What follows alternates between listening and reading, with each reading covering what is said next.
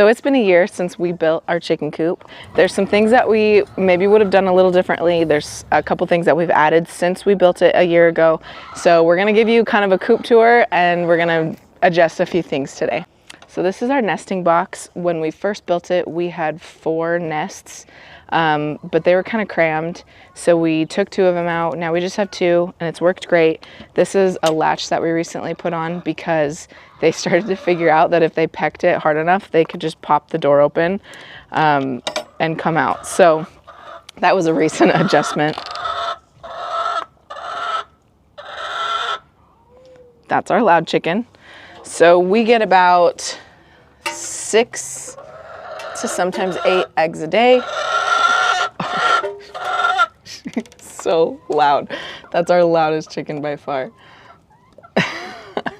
These are nesting pads that we just got from Walmart. They have them on Amazon. We've used a couple different kinds. The first ones that we started out with were the ones that you can wash off, but they didn't seem to like those. They weren't very squishy. So we just have these nesting pads that we staple down because they like to scratch at them. We had our other nests up here. We had a piece of wood with another nest up here, but they kind of kept messing with it. So we just ended up doing 2 and that's worked great. So this is a massive door that we put on the side so that it would be easier for us to reach in and clean. That's something we're gonna do today, is clean out the bottom. And then we actually put all of the waste in our garden beds. So we've tried a couple different things, but what we ended up sticking with was sand on the bottom of the coop. It is a lot easier to clean. We use a cat litter cleaner to sift out all of the waste, and the sand is, it doesn't get wet, it doesn't stay moist, dries out quickly. So these are our waters. This is something that we started out with.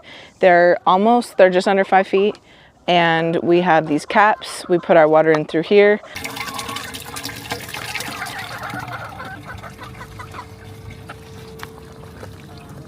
A water line running up to this one, just so that if we're out of town, we need a new cap for that. We do need a new cap. Just so that if we're out of town, we know that it's getting at least some water. We upgraded our cups. The first cups that we started out with are the really common ones where they have to move the little toggle aside, but those weren't sealing and they were leaking a lot and we were just having a lot of issues. So these are the ones that we've been using and these have been great. It just fills up automatically on its own. These are our feeders. These are also super tall.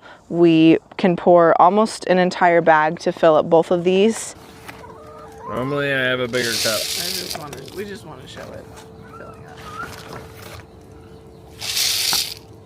We just were trying to find the least maintenance options possible because we go out of town, and if we're gone for a week, we just didn't want to have a lot of responsibility for those that are watching our chickens.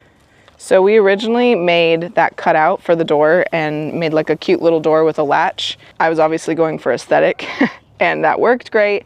But like I said, when we travel out of town, it just wasn't really working very well to have someone come over and open the door every morning and put them in every night.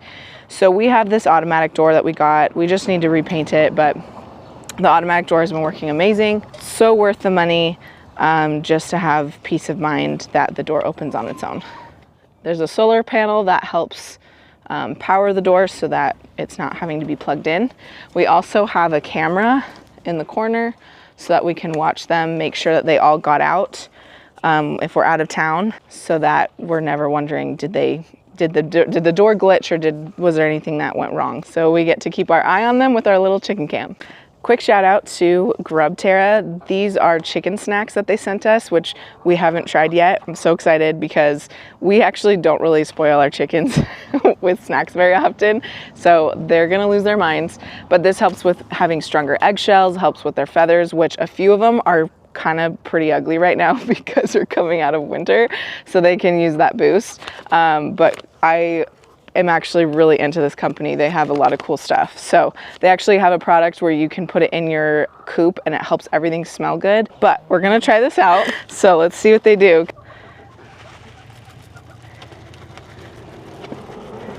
Oh boy, she's getting all of them.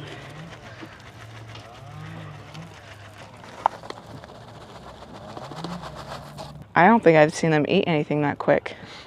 Probably train them to do stuff with it. Whoa.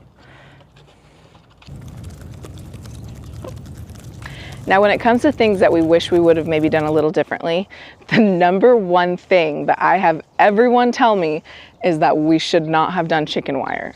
That is definitely something that's a personal preference, chicken wire or hardware cloth. Hardware cloth is obviously going to last a lot longer. It's more indestructible and it's a lot pricier, but it's worth it. We just went with chicken wire. We haven't had any issues. Doesn't mean we won't have any issues, but we have chicken wire up here. It was just easier for our design to wrap our brains around putting up that chicken wire. When this pecan tree blooms and there's leaves all over it, it really actually gives the chickens a lot of protection with shade and from hawks, which is our main predator. So when we finished up our coop, we just didn't get around to what I wanted to establish perennial plants. So we have some rosemary, some lavender. My goal this year is to plant a lot more so that our chickens can actually snack off of what we planted around the coop. We also did some landscape lights.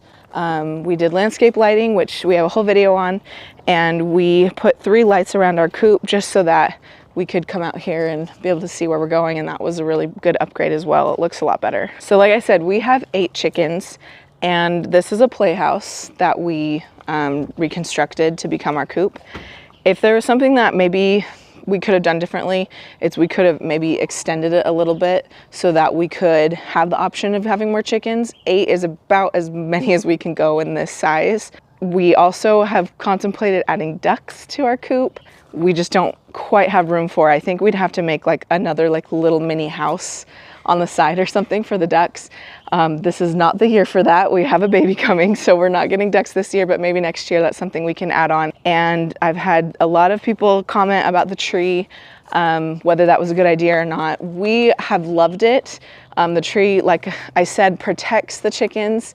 It gives them shade in the summer when it's super hot. Putting it around a tree is honestly a really good option if you don't have enough room for a really long run. Which we've been really happy with. We're about to clean out the run. We're gonna rake all this up and get that cleaned out. So spring cleaning day, we're gonna bring over those roses, rake everything out, and just get it nice and shiny. So after a whole year of having our coop, we feel like it's held up really well. It's super sturdy. Are you wanting chickens, especially with how expensive eggs are right now? If so, you can watch our full video where we show you the whole process of how we built our coop. Thanks for watching, and we'll catch you on the next one.